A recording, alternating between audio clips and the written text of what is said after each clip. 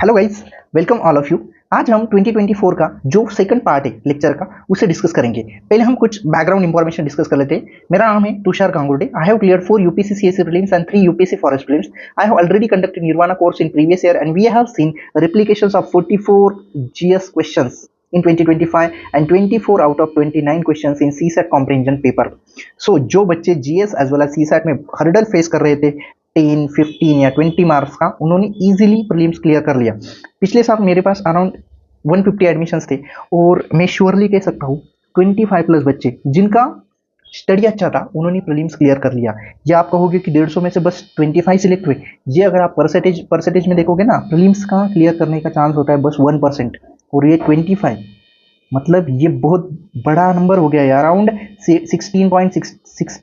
16% कुछ तो ऐसा हो गया, तो ये बहुत बड़ा नंबर है। ओके, और जो भी बच्चे मतलब दूसरे लेक्चर से जो जैसे 2025 का हो गया, 2024 का पार्ट फर्स्ट हो गया, या सीसेट के लेक्चर से उनको देखना चाहते हैं तो डिस्क्रिप्शन बॉक्स में मैंने लिंक प्रोवाइड किया है। और जो भी बच्चे निर्वाणा कोर्स परचेस करना चाहते हैं तो उनके लिए भी मैंने डिस्क्रिप्शन बॉक्स में लिंक प्रोवाइड कर दिया है, तो आप देख सकते हो। परचेस कोर्स में मतलब जो भी आप ये कोर्स परचेस करोगे उसमें आपको जीएस के 2011 से 2025 तक लेक्चर्स मिलेंगे विद पीपीटीज, जहाँ पे हमने रफ वर्क कैसे क्वेश्चंस को आइडेंटिफाई किया है, उसे मार्क किया है, वो पीपीटीज मिलेंगे। सीसेट के भी आपको 11 साल के lectures as well as PPTs मिलेंगे और दो पीडीएफ है जहाँ पे हंड्रेड्स ऑफ कीवर्ड्स है, ट्रिक्स एंड टेक्निक्स का कलेक्शन है, वो भी आपको वहाँ पे मिल जाएगा कोर्स में। उसके बेसिस पे आप CSAT as well as GS easily solve कर सकते हो और उसे अप्लाई कर सकते हो और प्लीज क्लियर कर सकते हो। और most important thing about these lectures is that we discuss things here with proofs, logics, evidences and based on some reason. So these are not some random guesses. So believe it. अगर आप time invest करोगे तो आपको benefit होगा। So let's get started. चलो question number 51। Theme है economy, random question है, ऐसे आते ही रहते हैं, इसका कोई लोड लेना नहीं है। If the United States of America were to default on its debt, holder of US Treasury bonds will not be able to exercise their claims to receive payment. Okay, the USA government debt is not backed by any hard assets but only by faith of the government. अब देखो इस statement में any, only ऐसे extreme words use हुए थे, लेकिन फिर भी ये स्टेटमेंट गलत नहीं था, लेकिन हमारी लॉजिक के हिसाब से ये गलत था, तो इसका आंसर सी हो जाता, लेकिन इसका रियल में आंसर है ए। ऐसे क्वेश्चन होंगे जहाँ पे आपकी लॉजिक फेल हो जाएगी, लेकिन घबराना नहीं है, क्योंकि क्या है ना, ऐसे क्वेश्चन 100 में से 5 हो सकते हैं, आइल से 10 भी हो सकते हैं। हमें क्या करना, मैं आपको सिंपल सा बताता हूँ। अगर आपने 95 अटेम्प्ट किया और आपके 65 भी करेक्ट हो जाएगा ना, तो आपका स्कोर 105 प्लस होगा, जो कि श्योर शॉट प्रीलिम्स का स्कोर है। इसमें आपका फॉरेस्ट भी क्लियर हो जाएगा। मेरा खुद हुआ है फॉरेस्ट क्लियर, मैं आपको बताता हूँ। और 2021 में मेरा स्कोर था 103, फॉरेस्ट का कट ऑफ 101 के अराउंड था। 22 में मेरा स्कोर था 108, फॉरेस्ट का फिर से कट ऑफ 100 अराउंड था। 23 में मेरा स्कोर था 86, लेकिन फॉरेस्ट का कट ऑफ 93 था, यहाँ पे नहीं हुआ था। लेकिन इस साल मेरा 112 है और फॉरेस्ट का कट ऑफ 105 के अराउंड होगा, तो इस साल भी हो गया, 3 साल हो गया। अब देखो आपका भी होगा 105, यहाँ पे तो मैंने मतलब 30 का मार्जिन ऑफ एरर रखा है, सॉरी। तो आएंगे ऐसे क्वेश्चन, होगा भी गलत, लेकिन लोड नहीं लेना। ओके ठीक है, ये रैंडम क्वेश्चन होते हैं और ऐसे गलत हो भी गए तो कोई इशू नहीं। बेसिक और लॉजिक जो हमारे प्राइम लॉजिक के क्वेश्चन वो गलत नहीं होने चाहिए। ओके, 52 नंबर का क्वेश्चन था, ये नॉलेज प्लस लॉजिक का क्वेश्चन था। पहला स्टेटमेंट था वो नॉलेज के बेसिस पे था, दूसरा क्वेश्चन वो लॉजिक के बेसिस पे था। 50-50 था ये question. Okay, 50 knowledge, 50 basic logic. अब देखो, syndicated lending spreads the risk of borrower default across multiple lenders. Macro economy पढ़ लो, इकोनॉमिक कंसेप्ट अच्छे लखो, ये आपका क्लियर होगा, ये सही था। ओके, थीम थी बैंकिंग, जनरल स्टेटमेंट था, मॉडरेट वर्डिंग थी, कोई भी इशू नहीं था, इसलिए स्टेटमेंट था सही। अब दूसरा स्टेटमेंट देते हो, the syndicated loan can be a fixed amount और lump sum of funds but can not be a credit line. जहाँ पे भी एसी wording, but cannot, and not, and therefore etcetera type की वर्डिंग यूज होती है, वो statements most of the time incorrect होते हैं। जहाँ पे भी ये वर्ड्स आ गए, इनकी मैं आपको एक लिस्ट दूंगा जो यूपीएससी के पेपर में रिपीट हुए हैं, जो कोर्स में अवेलेबल है, वो लिस्ट ऑफ वर्ड्स तो आपको मिल जाएंगे। आप कोर्स परचेस करेंगे, 20 पेजेस का नोट है, उसको आप रट लो। जो वर्ड आपको जहाँ पे भी दिख जाए बस रट्टा मार, 20 पेजेस हर दम रिवाइज कर सकते हैं आप, हर दिन रिवाइज करोगे। अगर 20 बार भी रिवाइज कर लिया ना, वो वर्ड्स आपके माइंड में फिट हो जाएंगे, जहाँ पे भी दिखेंगे कट कर दो स्टेटमेंट, आ गया answer. And I not use, okay. Question number 53। अब देखो ये question kind of difficult type का क्वेश्चन था, तो देखते हैं इसमें क्या है। Consider the following statement in respect of the digital रूपी। It is a sovereign currency issued by RBI in alignment with its monetary policy. Okay, देखते हैं आगे क्या है। डिजिटल रूपी है तो आरबीआई कर सकती है, ऐसा तो लगा था। It appears as a liability on RBI balance sheet. अब देखो ये मॉडरेट वर्डिंग है जनरल स्टेटमेंट में, इसमें कोई भी एक्सट्रीम वर्ड नहीं हुआ है। और मैंने आपको बोला था जहाँ पे भी आपको स्टेटमेंट पता नहीं है सही है या गलत है और मॉडरेट वर्डिंग है, जनरल स्टेटमेंट है, तो उसको सही कर दो। तो देखो ये चला गया, ओके। तीसरा देखो, it is insured against inflation bye it's very design. अब यहाँ पे देखो दो एक्सट्रीम वर्ड है, insured and very. Insured is like a word mandatory, legally binding, वो वर्ड भी गलत होते हैं ना, तो ये भी गलत होता है। इनकरेक्ट की लिस्ट में डाल दो इसको, वेरी को भी डाल दो, तो ये स्टेटमेंट गलत हो जाएगा। तो ये तो ऐसे भी गया था, बी, ऑप्शन नंबर बी तो ऐसे भी गया था। अब चौथा देख लेते हैं। It is freely convertible against commercial bank money and cash. अब देखो डिजिटल रूपी है, ये सेम लाइक अवर कैश है, तो आप इसको एक्सचेंज कर सकते हैं। तो और देखो ना ये स्टेटमेंट देखो मॉडरेट स्टेटमेंट में, इसमें कहीं पे भी एक्सट्रीम वर्डिंग का यूज नहीं हुआ है और पॉजिटिव स्टेटमेंट है सबसे बढ़िया, तो इसको भी सही मान लेते हैं। तो पहला ऑप्शन भी चला गया। अब आ गए हम 50-50 तक। अगर आपको यहाँ पे कौन सा स्टेटमेंट चूज करना है, 1 to 4 या 2 4, तो यह आपको खुद डिसाइड करना पड़ेगा, क्योंकि यहाँ पे कोई उसके बाद कोई लॉजिक नहीं है। क्योंकि यहाँ पे आता है ऑर्गेनाइजेशन, आप ऑर्गेनाइजेशन की बेसिस को कट भी कर सकते थे, लेकिन डिजिटल रूपी है तो ऑर्गेनाइजेशन मिलता जुलता है, तो आप इसको सही भी कर सकते थे।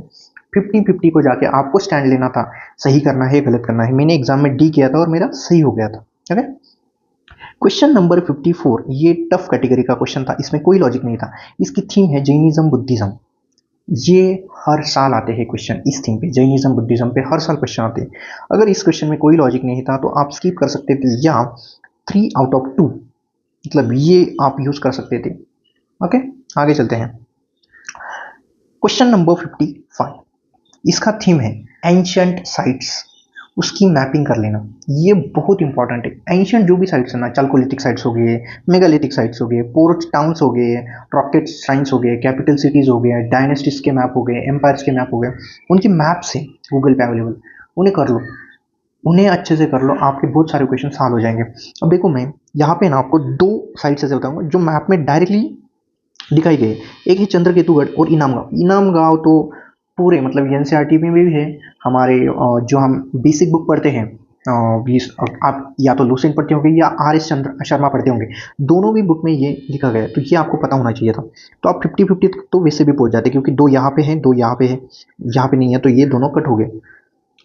एंड ये अगर आपने एंशियंट साइट्स की मैपिंग की हुई थी तो आपको ये भी आ जाता। लेकिन अगर आपको ये दोनों भी नहीं पता थे तो इस क्वेश्चन में कोई लॉजिक नहीं था, कोई इंटेलिजेंट एलिमिनेशन टेक्निक अप्लाई नहीं हो रही थी, तो इस क्वेश्चन को आपको स्किप करना था।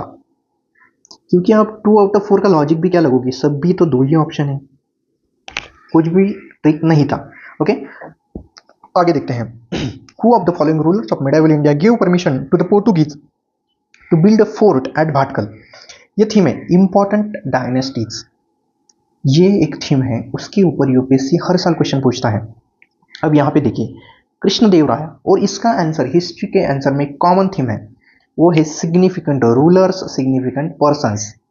कोई भी सिग्निफिकेंट फिलोसोफर्स हो सकते हैं या कोई भी, जो भी सिग्निफिकेंट है वो आंसर में ऑप्शन में वो सही होता है। वो एंशियंट में भी सही होता है, मिडाइवल में भी सही होता है, मॉडर्न में भी सही होता है। यहाँ पे कृष्णदेवराय, ये तीनों आपने सुने भी नहीं होंगे, शायद सुने होंगे फिर भी इतने फेमस नहीं होंगे कृष्णदेवराय जितने।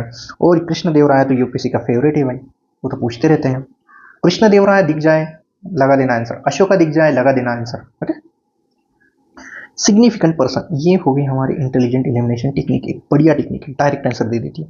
57, क्वेश्चन नंबर 57, ये है, इसका थीम है गवर्नर जनरल्स। गवर्नर जनरल्स और उनके कंट्रीब्यूशन, निगेटिव हो या पॉजिटिव हो, जो भी है रट लो, क्योंकि इसके क्वेश्चंस आते रहते हैं, हर साल एक क्वेश्चन आ जाता है, ये इंपॉर्टेंट थीम है, ओके।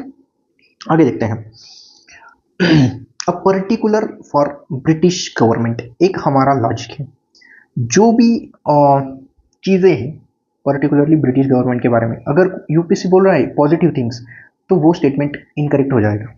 पॉजिटिव थिंग्स तो इनकरेक्ट हो जाएगा, नेगेटिव थिंग्स बोल रहा है तो करेक्ट हो जाएगा। फॉर एग्जांपल ऐसा बोलोगे क्योंकि ब्रिटिश गवर्नमेंट ने हेल्प की, पॉजिटिव थिंग बोल गलत हो जाएगा।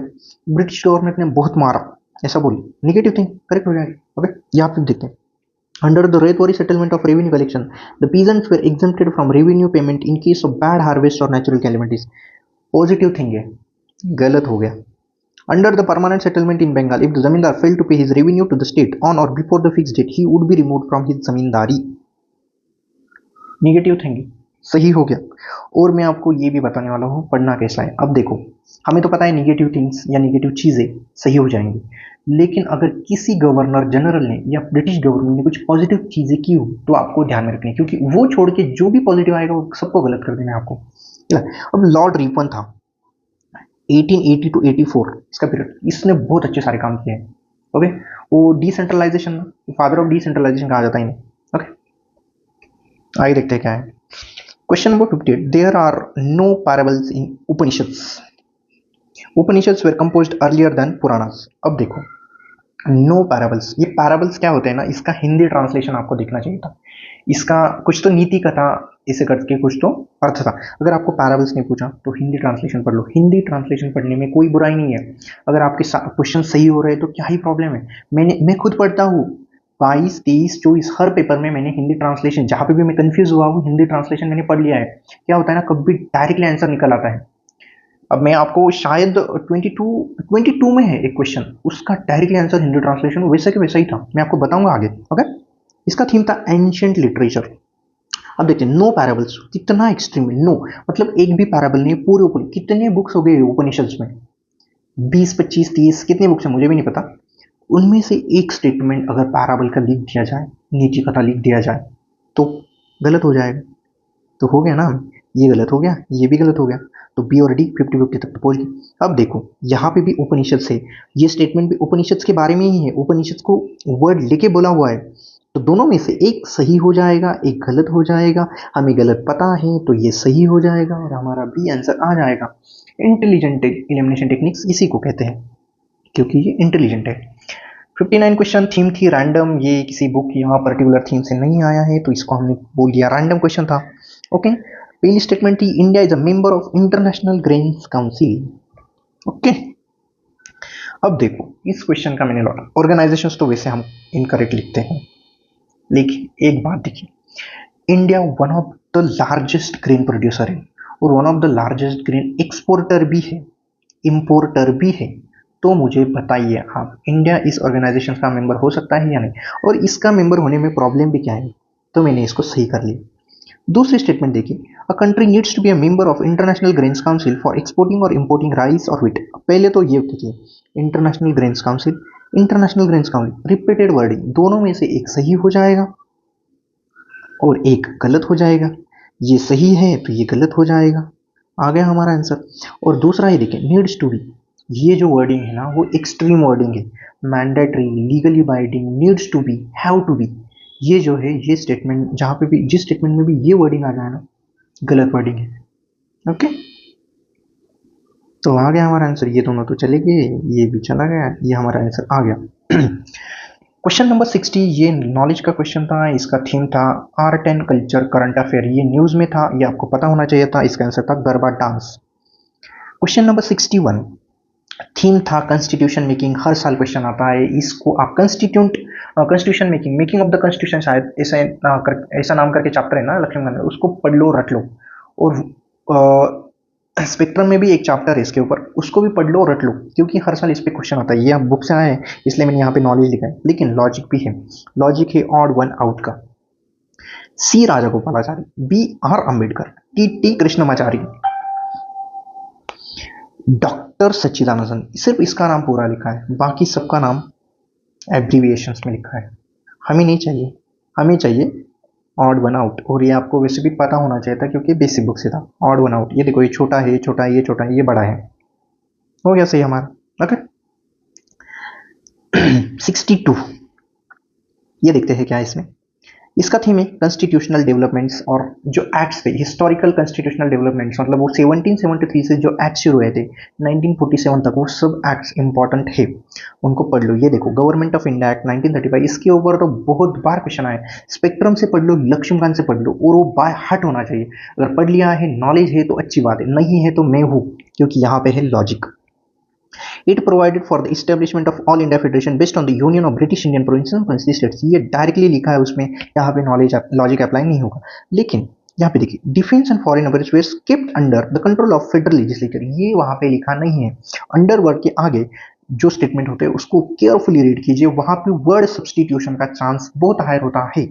ओके, देखो वर्ड सब्सटीट्यूशन की ट्रिक फिर से आ गई। देखो दोस्तों, फेडरल लेजिस्लेचर, ये या तो फेडरल लिस्ट होना चाहिए, लिस्ट नहीं। ओके, ये जो वर्ड है ना, ये रिप्लेसेबल वर्ड है? आप देख लो, ये जो वर्ड है ना, ये रिप्लेसेबल वर्ड है। देख लिया वर्ड सब्सटीट्यूशन। तो दूसरी ट्रिक है, जहां पे भी एक टॉपिक पे, सिंगल टॉपिक पे दो स्टेटमेंट पूछे जाते हैं, एक होता है गलत, एक होता है सही, तो सही गलत हमको देखना है। अगर दोनों सही नहीं होते, दोनों गलत नहीं होते, तो 50-50 तो वैसे भी चला गया। अब रह गया ए और बी, ए और बी से कोई चूज कर लो। अगर आपको पता है ये सही है तो ये सही है, ये गलत हो गया। तो ये भी एक ट्रिक है, जहां पर एक टॉपिक के ऊपर दो स्टेटमेंट्स पूछे जाते हैं, वहां पे एक स्टेटमेंट सही होता है, एक स्टेटमेंट गलत होता है। या तो ये सही होगा, ये गलत होगा, या तो ये सही होगा, ये गलत होगा। Okay okay, question number 63, which one of the following is work attributed to play right भाषा। ये प्ले राइट से ना, ये भी पूछते रहते हैं। और दूसरा एंशियंट लिटरेचर, ये इंपॉर्टेंट थीम है, यहां पे भी आई थी। देखो एंशियंट लिटरेचर, यहाँ पे भी आया एंशियंट लिटरेचर। यहाँ पे ट्रिक अप्लाई होती है ऑड वन आउट की। वन वर्ड है, वन वर्ड है, वन वर्ड है, टू वर्ड्स है, ऑड वन आउट। क्यों दिया? ये भी यहाँ पे भी एक ही सिंगल वर्ड दे सकते थे, लेकिन इन्होंने नहीं दिया, क्योंकि उन्होंने बोल दिया भाई यही आंसर है, इसको टिक करो, क्यों जा रहे हो।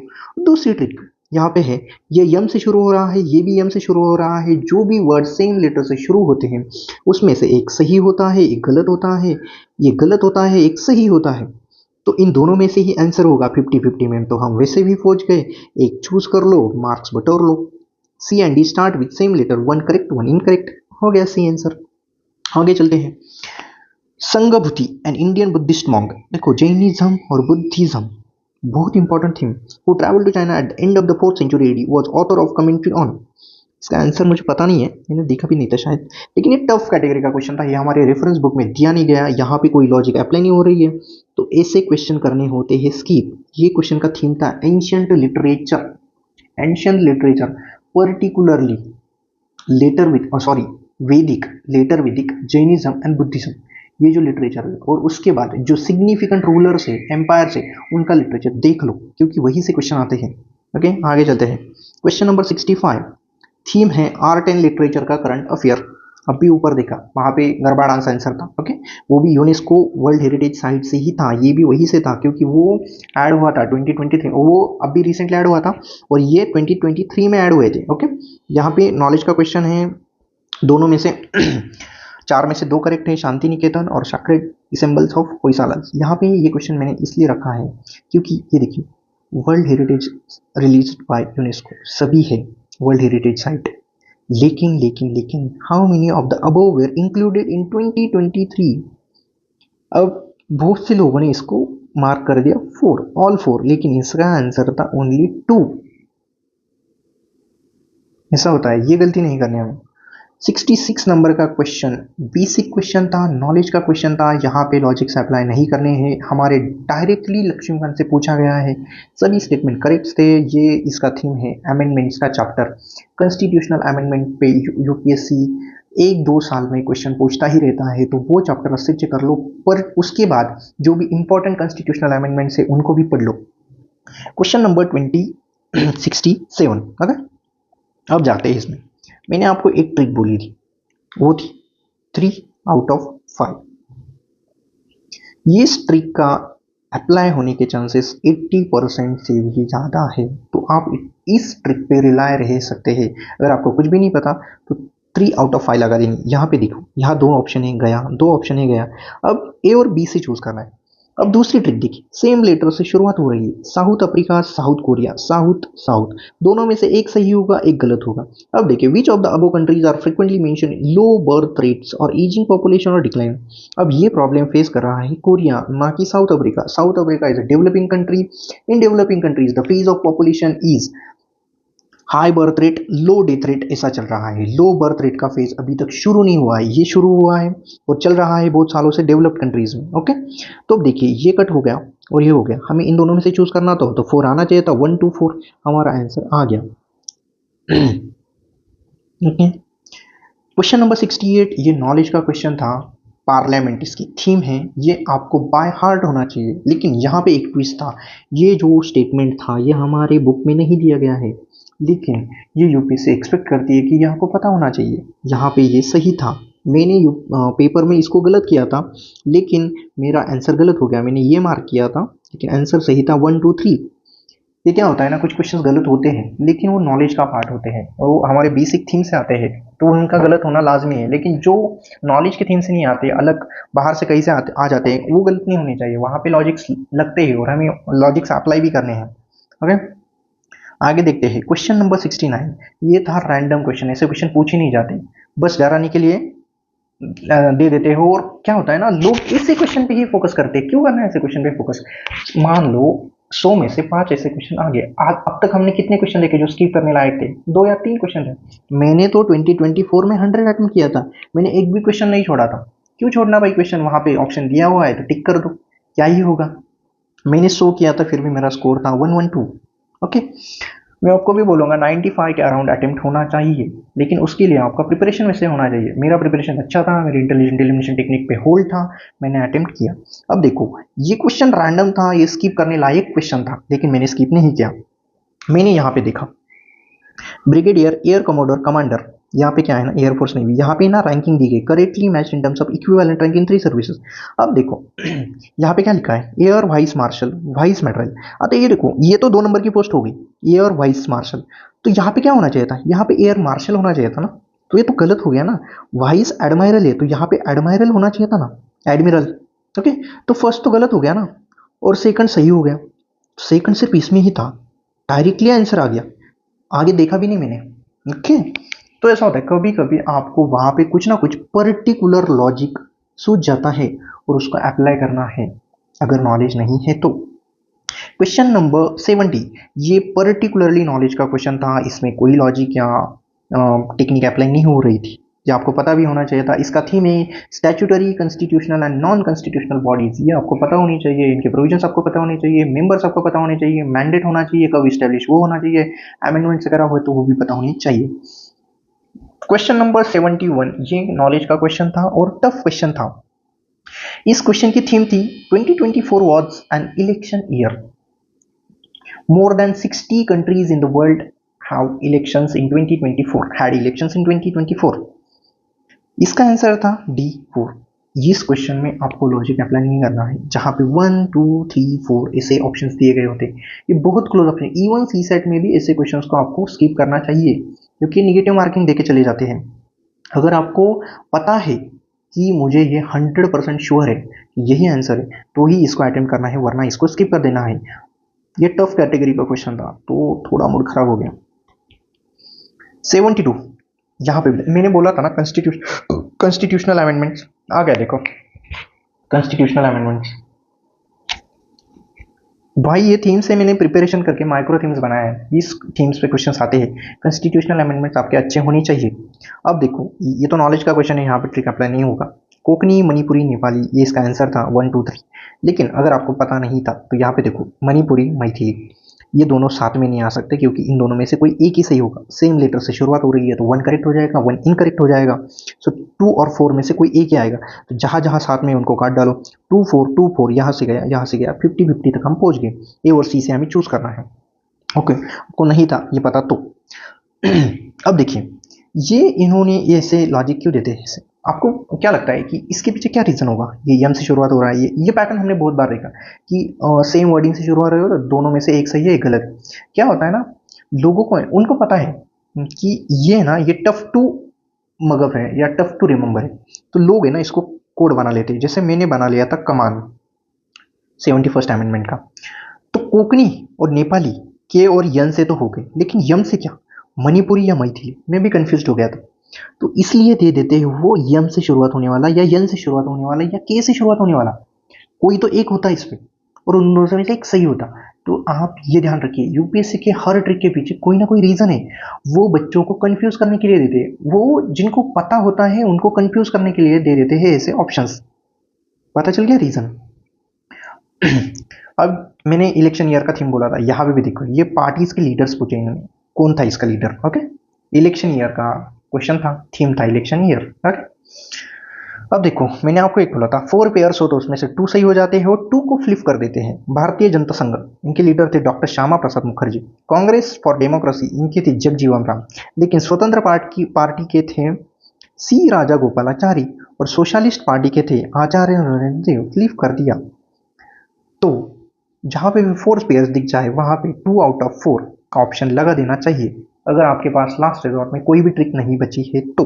ओके, ये क्वेश्चन वैसे टफ क्वेश्चन था, ये हमें पता नहीं होते, हम पढ़ते भी नहीं है लीडर्स के नाम वगैरह। 74 नंबर का जो क्वेश्चन था वो नॉलेज का क्वेश्चन था। It was a difficult question, लेकिन ये हमारे लक्ष्मण में डायरेक्टली दिया गया है। ये तो आपको इंडेक्स भी पता होगी तो भी पता चल जाएगा, ये तीनों भी सही थे। तो आगे चलते हैं, क्वेश्चन नंबर 75। अब देखो ये क्वेश्चन पर्टिकुलर लॉजिक का क्वेश्चन है, अगर आपको वहां पे क्लिक हो गया तो आ जाएगा, नहीं तो नहीं आएगा।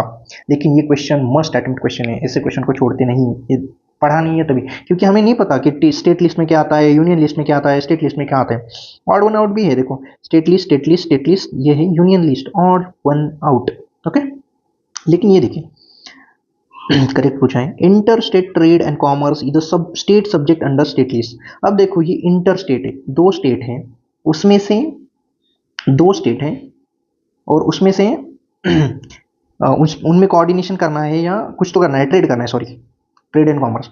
तो स्टेट ही क्यों मैनेज करेगा, यहाँ पे तो यूनियन होना चाहिए ना, ये गलत हो गया। फिर यहाँ पे भी देखो इंटर स्टेट माइग्रेशन, अगर माइग्रेशन होना है इन दोनों में तो स्टेट कैसे मैनेज करेगा, यूनियन ही मैनेज करेगा ना, यहाँ यूनियन होने चाहिए, तो यूनियन लिस्ट में होना चाहिए, तो ये भी गलत हो गया।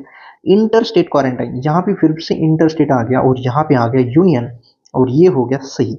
और कॉर्पोरेशन टैक्स आपको ये पता होना चाहिए, ये बेसिक है, बहुत न्यूज में था। साउथ की जो टेस्ट है के स्टेट्स है Kerala Tamil Nadu, they are protesting against the centres for increasing the divisible pool towards the states. अभी डिविजिबल पूल कितना है 41%, लेकिन अगर नेट मतलब अगर अमाउंट में निकाले ना वो 30 से भी लेस हो जाता है रियल अमाउंट में। ओके, तो उनका मानना है कि इसको बढ़ाइए, सेस कम कीजिए, सरचार्ज कम कीजिए। और कॉर्पोरेशन टैक्स ही यूनियन का टैक्स है, अगर ये स्टेट के पास होता ना भाई तो स्टेट्स के पास बहुत पैसा होता, वो डिविजिबल क्यों ही मांगते। It is one of the highest revenue contributor. Okay, इस यूनियन लिस्ट में है। क्वेश्चन नंबर 76 इसकी थीम है fundamental rights. Fundamental rights DPSP fundamental duties पे हर साल क्वेश्चन पूछे जाते हैं, आपको ये पता ही होना चाहिए। इसमें से एक पे तो आता ही है, 1 या 2 क्वेश्चन आप पकड़ के चलो हर साल, ये चैप्टर तो आपके अच्छे ही होने चाहिए। अब देखो question number 76, right to privacy, ये पीवाईक्यू 2018 में आया था, 2021 में आया था और अभी 2024 में भी आ गया। अब देखो जिसको ये आंसर नहीं आया ना, मैं बोलता उसको फांसी दे दो और उसको यूपीएससी से ना डिबार कर दो, उसको यूपीएससी देने ही मत दो। ये क्वेश्चन अगर गलत हो रहा है ना भाई तो आपको कोई हक नहीं यूपीएससी करने का। क्वेश्चन नंबर 77, थीम था current affair, chief of defence staff was in the news. Okay, head of department of military affairs. ये क्वेश्चन नॉलेज प्लस लॉजिक का क्वेश्चन था, जहां पे पर्टिकुलर नॉलेज भी नहीं लगेगा और पर्टिकुलर कोई लॉजिक भी नहीं लगेगा। अब देखो permanent chairman of chief of staff committee, chief of defence staff, chief of staff committee, आप देखिए ना चीफ ऑफ स्टाफ कमेटी का फिर चेयरमैन कौन होगा, मिलिट्री का हेड होगा, नेवी का हेड होगा या एयरफोर्स का हेड होगा, उन तीनों के ऊपर जो है वही हेड होगा ना चीफ ऑफ स्टाफ कमेटी का। सही हो गया। दूसरा ये था न्यूज में पर्टिकुलरली, ये मिलिट्री कमांड नहीं, ये कोऑर्डिनेशन एस्टेब्लिश करता है। ऐसा नहीं है कि मिलिट्री ऊपर हो गई, एयरफोर्स और नेवी के ये तीनों तो सेम है। These are the 3 pillars of our security system, इनमें से कोई ऊपर कोई नीचे नहीं है, इन तीनों के ऊपर है chief of defence staff CDS, यहाँ पे है आर्मी, यहाँ पे है नेवी, यहाँ पे है एयरफोर्स। ओके, तो ये मिलिट्री कमांड नहीं, ये आपको पता होना चाहिए। तो ये आपको पता होता तो डायरेक्टली आंसर आ जाता, और यूपीएससी ये एक्सपेक्ट करती है कि ये आपको पता होना चाहिए, क्योंकि आपको अंडरस्टैंडिंग तो उतनी होनी चाहिए, फैक्ट नहीं है, ये आपको क्या बोलते हैं इसको, ये तो आपकी कंसेप्चुअल क्लैरिटी है। कंसेप्चुअल क्लैरिटी की भी आगे है कि कोई इन सिक्योरिटी में कोई इंफीरियर सुपीरियर नहीं है, इन तीनों में अच्छे से ब्यूरोक्रेटिक कोऑर्डिनेशन हो, इसलिए सीडीएस इस्टेब्लिश किया गया है। ओके। और तीसरा है principal military adviser to defence minister on all tri service matters. अब देखो ये तीनों ट्राई सर्विस जो एयरफोर्स, नेवी और आर्मी है, इन तीनों को हेड करता है, तो यही एडवाइस करेगा ना। कौन करेगा? बेसिक पर्पज ही यही था। ओके। और अगर आपको ये नहीं पता था तो 2 out of 3 का लॉजिक आप अप्लाई कर सकते थे। ओके। क्वेश्चन नंबर 78 थीम था करंट अफेयर, करंट अफेयर में था और इम्पोर्टेंट था ये मिशन या ये जो प्रोग्राम था। लेकिन अगर ये आपको नहीं पता तो ये स्किप टाइप का क्वेश्चन था, क्योंकि इसमें कोई लॉजिक नहीं था। अब देखो, army upliftment of local population in remote areas, मैं आपको एक बता रहा हूँ, ये है पीवाईक्यू, लेकिन यूपीएससी का नहीं, ये सीडीएस का पीवाईक्यू है। और सीडीएस और सीएपीएफ जो यूपीएससी जिन भी पर्टिकुलरली एग्जाम कंडक्ट करती है ना, यूपीएससी, सीएपीएफ, सीडीएस या अदर कुछ भी, तो उनकी पीवाईक्यूज अभी इंपॉर्टेंट होते जा रही है, वहां से रिपीटेशन चल रहा है। तो मैंने क्या है ना, मार्केट में एक बुक देखा है पीवाईक्यू का, द यूपीएससी प्रीलिम्स की, यूपीएससी प्रीलिम्स की, ये एक अच्छा बुक है, जहां में 2011 से 2024 तक सारे पीवाईक्यू, सारे यूपीएससी जिन जिन बॉडी के एग्जाम लेती है, जिन जिन एग्जाम जो एग्जाम कंडक्ट करती है, उसके सारे PYQ with explanation, with micro themes cover किए गए। तो आप ये बुक परचेस कर सकते हो। ओके। मैंने इस बुक का लास्ट में फोटो भी डाला है, तो आप वो देख सकते हो। ओके। क्वेश्चन नंबर 79 थीम था रैंडम, ये ऐसा कोई पर्टिकुलर थीम नहीं, ऐसा कुछ पूछते नहीं। Longest border between any 2 countries in the world is between. तो यहाँ पे देखिए, यहाँ पे 2 ट्रिक अप्लाई हो रहे हैं। पहला है ऑड वन आउट। ये देखो ये कितना छोटा है, ये कितना छोटा है, ये भी कितना छोटा है, ये भी कितना छोटा है, लेकिन ये 2 लाइन में चला गया। Odd one out, unique wording, USA नहीं लिखा, यूनाइटेड स्टेट्स ऑफ अमेरिका लिखा, नॉर्मल लिखते नहीं। ओके, तो हो गया सही। और दूसरा ये है कि आपको ये पता तो होगा कि चाइना और इंडिया नहीं होगा, कजाकिस्तान और रशियन फेडरेशन। अगर आपकी वर्ल्ड मैपिंग अच्छी है तो आपको ये भी पता होगा कि ये नहीं होगा, ये भी नहीं होगा। तो दोनों में से एक ही चूज करना है, 50-50। और 50-50 मैं बोलता हूँ मस्ट अटेम्प्ट है, दोनों में से एक चूज कर लो। मेरा एग्जाम में ये सही हुआ था क्योंकि मैंने ऑड वन आउट लगाया था और मेरा ये सही हो गया था। मैंने बोला था ना 5 क्वेश्चन है उसमें से 3 सही हुए थे, तो हो जाते हैं भाई, कोई इशू नहीं है, हो जाते हैं। मेरे को 4.5 के अराउंड मार्क्स मिल गए थे। 80 क्वेश्चन नंबर 80 ये नॉलेज का क्वेश्चन था। Committee was in news due to the मोहिया, कुछ तो मोहित्रा नाम के एमपी की कुछ तो केस थी, उसकी वजह से ये कमेटी बहुत न्यूज में थी। तो इसका पहला ऑप्शन सही था, दूसरा गलत था, तीसरा सही था। ऑप्शन हो गया था 1 और 3। ओके, ये नहीं, यहाँ पे अप्लाई नहीं करना हमें। ओके, इसको क्वेश्चन नंबर 81 मैंने बोला था ना कॉन्स्टिट्यूशनल अमेंडमेंट्स बहुत इंपॉर्टेंट थीम है। ये थीम्स मैंने माइक्रो थीम्स निकाले हैं इनका, आप इन थीम्स पे प्रिपरेशन कीजिए। मैं आपको 10 साल में इतने थीम्स बताऊंगा ना, इतना रिपीटेशन है, हम बोलेंगे यार हम क्या क्या पढ़ते रहते, बहुत माइक्रो पढ़ना है भाई। जैसे बर्ड आई व्यू होना चाहिए हमारा, ज़्यादा नहीं ऐसा कुछ भी देखो कुछ भी पढ़ो, ऐसा नहीं, बस लिमिटेड पढ़ो और पास हो जाओ। क्वालिफाइंग स्टेज है यार यूपीएससी की प्रीलिम्स, यहाँ पे हमें कोई स्कोर नहीं करना, ज़्यादा 150 नहीं लाना, 100 लाना है। बस जितना जहाँ से पूछते हैं वो प्रिपेयर कर लो। कॉन्स्टिट्यूशनल अमेंडमेंट लिख लो, ये बहुत इंपॉर्टेंट थीम है। अब देखते हैं यहाँ पे, ये नॉलेज प्लस लॉजिक का क्वेश्चन है क्योंकि ये बहुत न्यूज में था, और दूसरा ये हमारे पॉलिटी कॉन्स्टिट्यूशन का बेसिक है तो हमें पता होना चाहिए। लेकिन देखते हैं लॉजिक क्या है। Provisions will come into effect from 18th Lok Sabha, this will be in force for 15 years after becoming an act. Okay, there are provisions for reservation of seats for scheduled caste women within the quota reserved for scheduled caste. General statement, third statement is a general statement, model statement, यहाँ पे कोई भी attention seeking word नहीं है, extreme word नहीं है, तो ये स्टेटमेंट सही हो जाएगा। तो जहां पे भी 3 नहीं है उसको कट कर दो, यहाँ पे 3 है, यहाँ पे है, यहाँ पे है, तो हमारा 33% चांस तो ऐसे भी बन गया। ओके, अब देखते हैं, अब आती है हमारी ट्रिक। यहाँ पे नंबर मेंशन है, यहाँ पे नंबर मेंशन है। हमारी एक सुप्रीम ट्रिक कहती है कि जहाँ पे भी नंबर आ जाए वो गलत होता है, लेकिन उससे आगे जो मैंने ट्रिक डेवलप की है वो है जहाँ पे 2 नंबर्स आते हैं उसमें से एक सही होता है, एक गलत होता है, एक गलत होता है, दूसरा सही होता है। तो यहाँ पे ये गलत था, ये सही था, 2 और 3 आंसर था। जहाँ पे एक ही नंबर आता है तो वो गलत होता है, जहाँ पे 3 नंबर्स आते हैं उसमें से 2 सही होते हैं, 1 गलत होता है। ये है रीजन, सॉरी ये है पैटर्न, ये है एनालिसिस मेरा। आपको ज़रूरत नहीं है फैक्ट्स रखने की, मैं बताऊंगा कि फैक्ट्स को कैसे एलिमिनेट करना है। आ गया आपका आंसर, कोई इशू नहीं है। चलते हैं आगे। क्वेश्चन नंबर 82 थीम था करंट अफेयर। एक्सरसाइजेस तो आते ही रहते हैं, लेकिन UPSC most of the time exercises नहीं पूछता, लेकिन इस साल उन्होंने पूछ लिया। फर्स्ट था, this was a joint military exercise between India and Bangladesh. अब देखो, मैंने बोला था ना replaceable word, word substitution, this is very important tip. ये बहुत जगह आती है, यूज होती है वर्ड सब्सटीट्यूशन।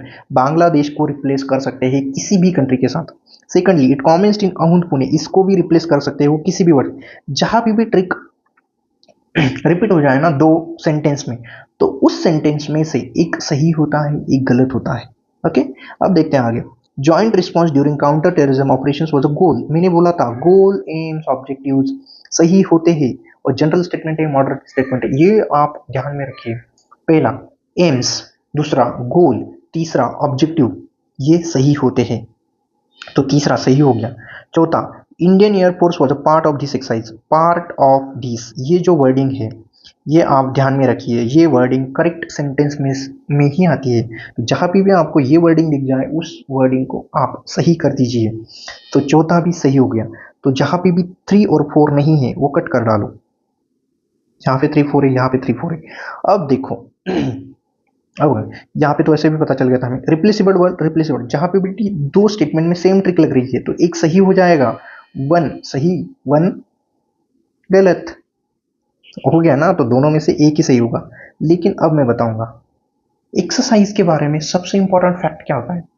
वो होता है वो किस कंट्री के साथ हो रही है। अब एक्सरसाइज मित्र शक्ति, मुझे नहीं पता किस कंट्री के साथ हो रही है, लेकिन ये सबसे इंपॉर्टेंट फैक्ट है, और यूपीएससी वहीं पे आपको गलत करवाएगी। ये स्टेटमेंट गलत था, दूसरा स्टेटमेंट सही था, और आपका आंसर आ गया। Question number 83 was totally knowledge based question. इसका थीम था फंडामेंटल राइट्स। मैंने ऊपर भी बोला fundamental rights was a very very important theme. इसे पढ़ लो, article 32। Question number 84, it was a knowledge plus logic question. Theme है प्रेसिडेंट। प्रेसिडेंट के ऊपर या गवर्नर के ऊपर क्वेश्चन आए दिन आते ही रहते हैं, हर साल एक या दो क्वेश्चन आता ही है। पहला question, it is the governor of the state who recognises and declares any community of that state as a scheduled tribe. Okay, मैंने वर्ड सब्सटीट्यूशन को आपको एक ट्रिक बताई थी। वो ट्रिक कहते हैं कि जहां पे भी ऐसा वर्ड है जो रिप्लेसेबल है किसी एक वर्ड के साथ, वो स्टेटमेंट गलत है। गलत होगी ये स्टेटमेंट। यहाँ पे होना चाहिए था प्रेसिडेंट। पीएम को प्रेसिडेंट के साथ रिप्लेस कर सकते हैं, पीएम को सीएम के साथ रिप्लेस कर सकते हैं, हाई को लो के साथ कर सकते हैं, मैक्सिमम को मिनिमम के साथ कर सकते हैं, इंक्रीज को डिक्रीज के साथ कर सकते हैं। ऐसे बहुत वर्ड्स है जो मैं आपको प्रोवाइड करूंगा हमारे कोर्स के एक नोट में, जो 20 पेजेस की नोट है, उसको आप रट लो। बहुत सारे क्वेश्चंस आपके सही हो जाएंगे, 20 से 25 मार्क्स बढ़ जाएंगे। अब दूसरा, a community declared as a scheduled tribe in a state need not be so. मैंने ऊपर बोला था, जहां पे लिखा होगा नीड टू बी, वो एक्सट्रीम वर्डिंग है, अटेंशन सीकिंग वर्डिंग है, वो गलत होती है। उसका opposite need not to be, ये उसका अपोजिट हो गया, तो ये मॉडरेट हो गया। एक्सट्रीम का अपोजिट मॉडरेट हो गया, सही हो गया। और दूसरा, ये स्टेटमेंट अभी जनरल तो नहीं बोल सकते, लेकिन ये जो वर्डिंग है इसके यूज से ये स्टेटमेंट हो गई मॉडरेट। तो देखा, अगर कोई स्टेटमेंट कह रहा है this is not legally binding, तो सही हो गया। अगर कोई स्टेटमेंट कह रहा है कि दिस इज लीगली बाइंडिंग, तो गलत हो गया। मैंडेटरी गलत हो गया, नॉट मैंडेटरी सही हो गया, नीड टू बी गलत हो गया, नीड नॉट टू बी सही हो गया। तो नीड नॉट टू बी सही हो गया, और पहला वर्ड सब्सटीट्यूशन का था, इसलिए गलत हो गया, और आंसर आ गया। क्वेश्चन नंबर 85, इसकी थीम है पार्लियामेंट। हर साल आए दिन क्वेश्चन आते ही रहते हैं, 2-3 क्वेश्चन हर साल पार्लियामेंट से आते हैं। पार्लियामेंट चैप्टर 40 या 45 पेज का होगा, रट लो उस चैप्टर को, कोई इशू नहीं है। पहला statement, with reference to union budget पूछा है इन्होंने। Okay, union finance minister on behalf of prime minister lays the annual financial statement before with the houses of parliament. मैंने अब भी वर्ड सब्सटीट्यूशन का बताया था। प्राइम मिनिस्टर को प्रेसिडेंट के साथ रिप्लेस कर सकते हैं, और यहाँ पे इन्होंने कर दिया। यहाँ पे प्रेसिडेंट होना चाहिए था, लेकिन प्राइम मिनिस्टर लिखा है। तो ऐसे वर्ड्स पे फोकस रखना है। कौन सी वर्ड है ये मैं आपको बताऊंगा। Okay, prime minister, president, CM, governor, इससे रिप्लेस कर देते हैं, रिप्लेसिबल है, तो जहां पे भी इससे रिप्लेसिबल वर्ड दिख जाए वो स्टेटमेंट इनकरेक्ट होता है, तो ये चला गया बी। ये भी चला गया। ओके, तो दूसरा एट द यूनियन लो, ये नॉलेज का पार्ट है, पूरा पूरा नॉलेज, ये इसी स्टेटमेंट डायरेक्टली दक्षिण ने लिखी है। वैसे तो ऊपर का भी लिखा था, लेकिन ये मैंने वर्ड सब्सटीट्यूशन ट्रिक को इन्फोर्स करने के लिए आपको फिर से बताया। 86 नंबर का question, who of the following is the author of the book the India way and why Bharat matters. ये थीम था रैंडम। अब देखो यहाँ पे दो ट्रिक्स हैं। फर्स्ट है 50-50। शशि थरूर, सुब्रमण्यम जयशंकर, यस यस से शुरू हो रहे हैं, दो वर्ड सेम लेटर से अब अगर शुरू हो रहे तो उसमें से एक सही होगा, एक गलत होगा। आप 50-50 तक पहुंच जाएंगे, उसमें से कोई एक को अटेम्प्ट कर दो। सेकंड ट्रिक, ये देखो कितना छोटा है, कितना छोटा है, कितना छोटा है, और ये कितना बड़ा वाला है। Option number D, Bhupender Yadav, sorry Subrahmanyam Jaishankar, 100%। Question number 87, theme था current affair. First, country and reasons for being in the news. Country was in the news for which reason? First था Argentina worst economic crisis. Second था Sudan war between countries, regular army and paramilitary forces. W से शुरू हो रहा है, W से शुरू हो रहा है, सेम लेटर से शुरुआत हो रही है, दो स्टेटमेंट्स, तो दोनों में से एक सही होगा, एक गलत होगा। तो एक सही होगा तो नन ऑफ द अबव तो नहीं आएगा, एक गलत होगा तो ऑल थ्री पेयर्स भी नहीं आएंगे। तो दो ऑप्शन तो वैसे भी चले गए, हम 50-50 तक पहुंच गए। अब मैं आपको बताता हूँ दूसरा लॉजिक। सूडान, ये आता है north side of north western Africa, और सब सहारन रीजन और सहारन रीजन और साहेल रीजन, ये चार रीजन एक दूसरे से मिलते जुलते हैं, तो इन रीजन में आता है सूडान। और वो कंट्रीज फेमस इनफेमस है countries, regular army and pallet war, वहाँ पे इंस्टेबिलिटीज होते रहते हैं, वहाँ पे इमरजेंसीज आते रहते हैं, मिलिट्री टेक ओवर्स होते रहते हैं, कूद रहते रहते हैं। ये इतनी बार रिपीट हुआ है ना, मैं बोलूँगा इसी क्वेश्चन पेपर में फिर से रिपीट हुआ है। ये आप याद रखिए, उस रीजन का कोई भी कंट्री आ जाए तो इसके लिए तो वो फेमस ही है। Okay, north Africa. अब ये देखो, ये पूरा अफ्रीका है ना, तो ये जो रीजन है ना, ये जो रीजन, ये है नॉर्थ अफ्रीका, सहारा, सब सहारा अफ्रीका, साहिल रीजन। ओके, इसको याद रख लो, ये करेक्ट हो गया। अब देखो हमारा ये करेक्ट हो गया, ये इनकरेक्ट हो गया। अब Turkey रिसाइंडेड it's membership of NATO, ये मुझे नहीं पता था, लेकिन अब मुझे चूज करना था ए और बी से, वन पेयर और टू पेयर से, तो मैंने यहाँ पे चूज किया 2 आउट ऑफ 3, और ये मेरा सही हो गया। लास्ट रिजॉर्ट पे इसको यूज करना है। क्वेश्चन नंबर 88, थीम था international projects in current affair. Sumed pipeline is the strategic route for Persian Gulf oil and natural gas shipments to Europe. Okay, अब देखो यहाँ पे कितने वर्ड्स हैं, Sumed pipeline, Persian Gulf oil, Europe. Sumed pipeline connects Red Sea with Mediterranean Sea. ये भी replaceable हो सकता है, ये भी रिप्लेसेबल, ये रिप्लेसेबल। मुझे लगा कि वर्ड सब्सटीट्यूशन का ट्रिक यहाँ पे अप्लाई होगा, दोनों में भी लग रहा है, तो दोनों में से कोई एक सही होगा, कोई एक गलत होगा। तो मैंने ये बोथ स्टेटमेंट 1 और 2 आर करेक्ट, ये मैंने गलत कर दिए, और मैंने चूज कर लिया सी, लेकिन इसका आंसर था ये। तो मैं आपको बोला लॉजिक्स फेल होते हैं, कोई डाउट नहीं, लेकिन अगर 100 में से 5 लॉजिक फेल हो रहे हैं 5 जगह पे, और 95 जगह पे सही हो रहे हैं, तो क्या ही प्रॉब्लम है। हमें कौन सा 200 स्कोर करना है, हमें स्कोर करना है 100 प्लस या 110 प्लस, फॉरेस्ट निकालनी है हमें। मैं बोलूँगा अगर आपने ये सभी ट्रिक्स फॉलो कर लिए ना, तो आपका इतना स्कोर तो श्योर है, मेरा खुद का आया है, इसी वजह से मैं बोल रहा हूँ। ओके, आगे चलते हैं। 89, the Red Sea receives very little precipitation in any form. Okay, very little, अब मैंने ये बोला था आपको, ये एक्सट्रीम नहीं है, आप अच्छे से देखोगे ना, ये मॉडरेट वर्डिंग है बहुत। अब पहले तो रेड सी देख लो, ये आता है डेजर्ट रीजन में, तो डेजर्ट रीजन में वेरी हाई रेनफॉल तो नहीं आएगा ना, वेरी लिटल ही आएगा ना। और दूसरा, no water enters the Red Sea from river.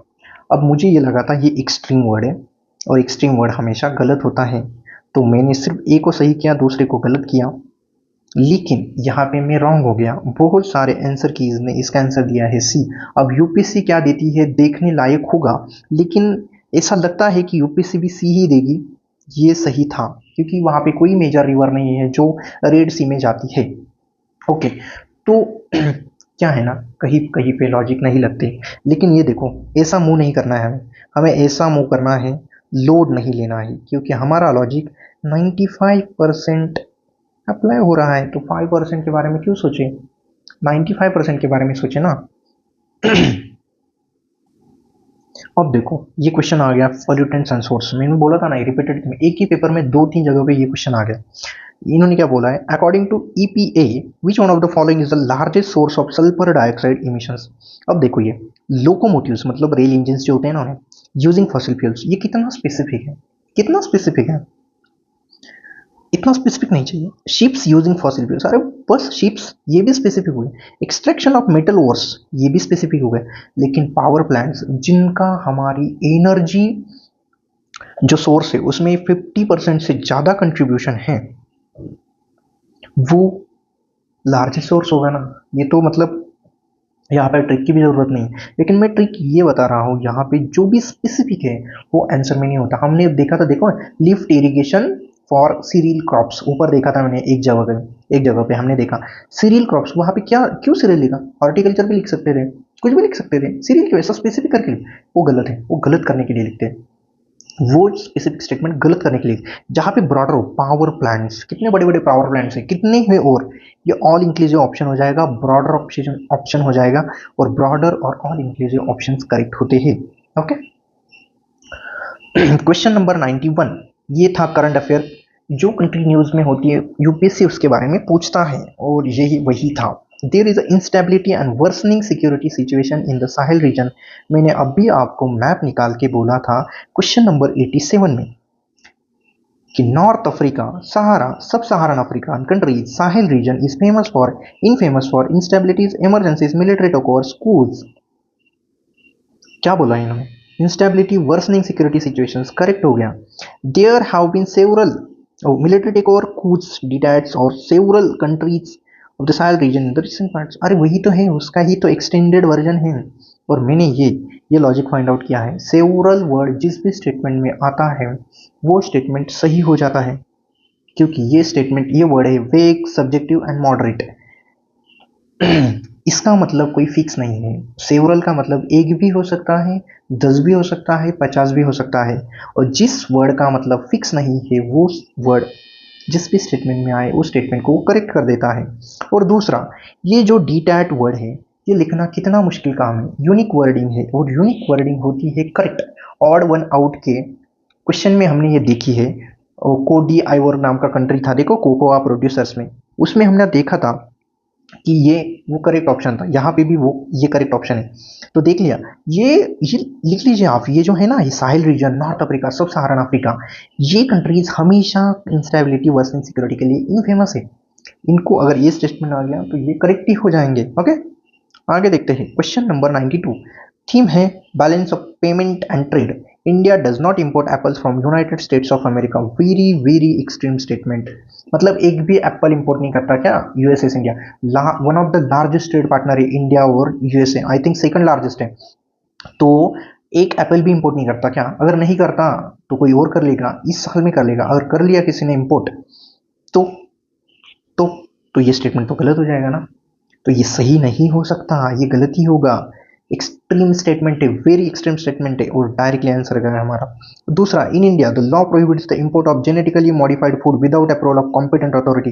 Competent authority का नाम नहीं लिखा है, ये स्टेटमेंट होती है वेग सब्जेक्टिव। कॉम्पिटेंट अथॉरिटी, ये स्टेटमेंट जनरल बन गई, मॉडरेट बन गई।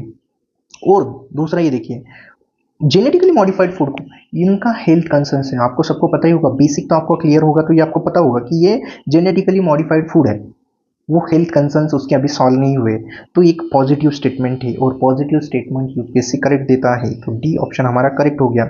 93 number question was basic and knowledge question. यहाँ पे ट्रिक अप्लाई नहीं होती, ये लो हैंगिंग फ्रूट होते हैं। ये देखो ये कैसे मुस्कुरा रहा है, ये लो हैंगिंग फ्रूट है। पार्लियामेंट इसकी थीम है, पार्लियामेंट से क्वेश्चन आते ही रहते हैं, पार्लियामेंट को अच्छे से प्रिपेयर कर लो। 94 नंबर क्वेश्चन, थीम फिर से पार्लियामेंट है, लो हैंगिंग फ्रूट है, बच्चा मुस्कुरा रहा है। आगे चलते हैं, 95 नंबर क्वेश्चन, फिर से लो हैंगिंग फ्रूट है, थीम है पार्लियामेंट, बच्चा मुस्कुरा रहा है। आगे चलते हैं, 96 नंबर क्वेश्चन, इसका थीम है इंपॉर्टेंट इंटरनेशनल इनिशिएटिव्स। ये net zero industry act news में था। पढ़ लिया है तो अच्छी बात है, नहीं पढ़ लिया तो हमारे पास ट्रिक तो है ही। The European Parliament approved the net zero industry act recently.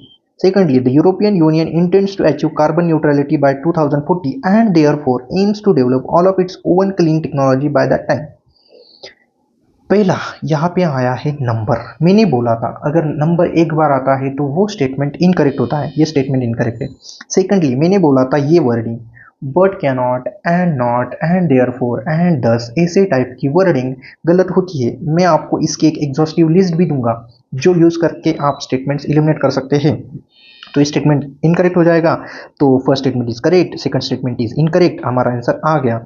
ये नंबर की जो टेक्निक है या ट्रिक है वो सुप्रीम ट्रिक है, इसको सुप्रीम नाम दे दीजिए, ये लागू होती है हर जगह पे। क्वेश्चन नंबर 96, ये क्वेश्चन नॉलेज और लॉजिक का क्वेश्चन है, इसका थीम था करंट अफेयर।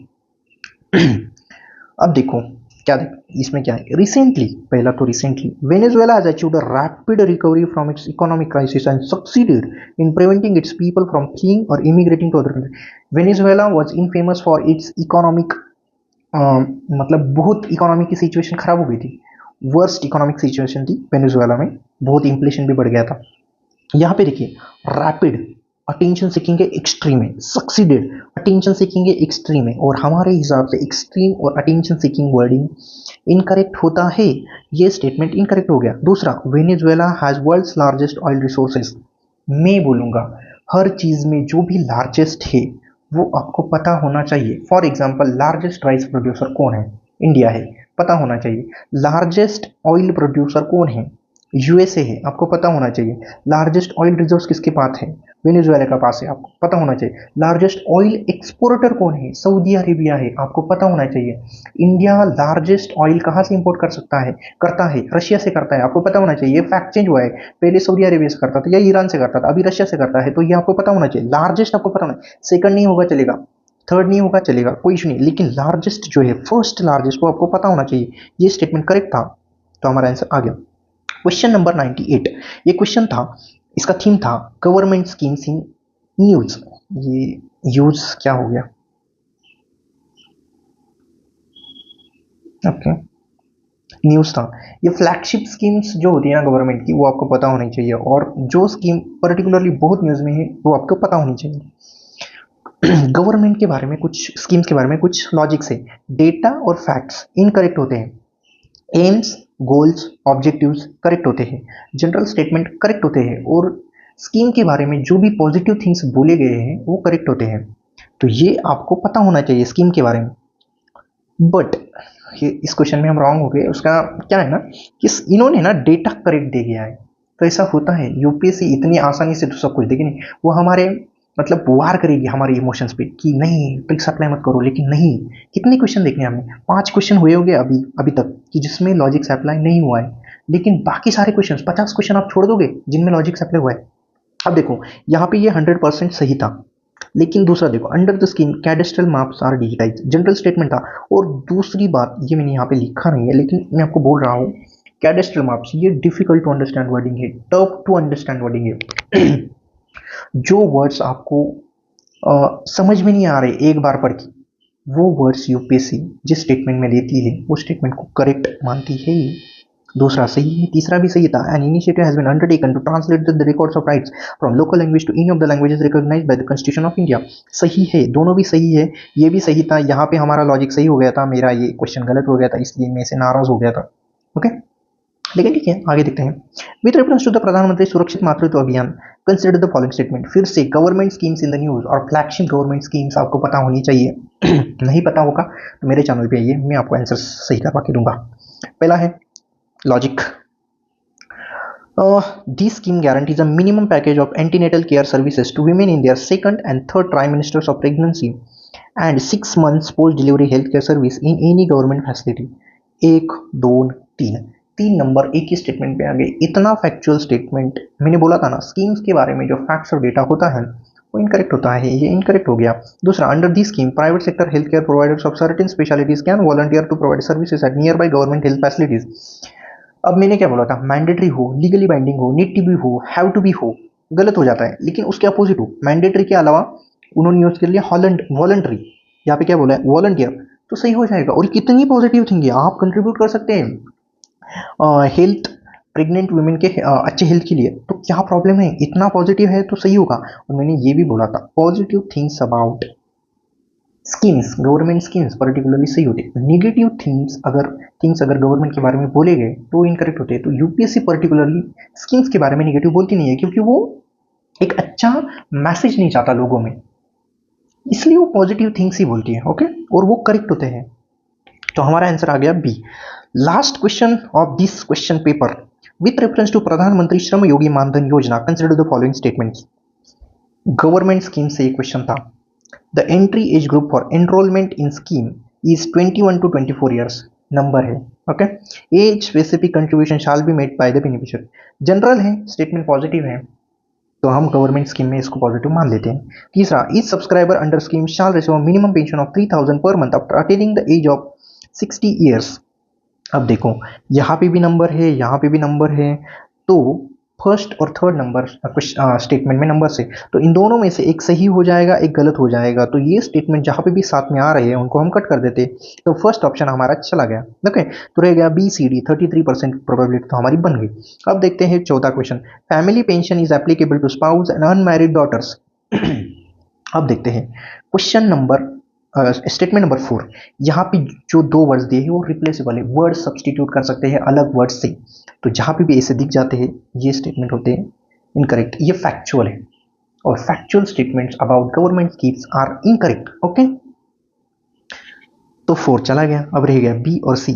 अब देखो इन दोनों में से हमें कौन सा सही है और कौन सा गलत है। अब देखो ये तो ईयर्स दिए गए हैं, एज, लेकिन ये दिया गया है पेंशन कितनी देगी।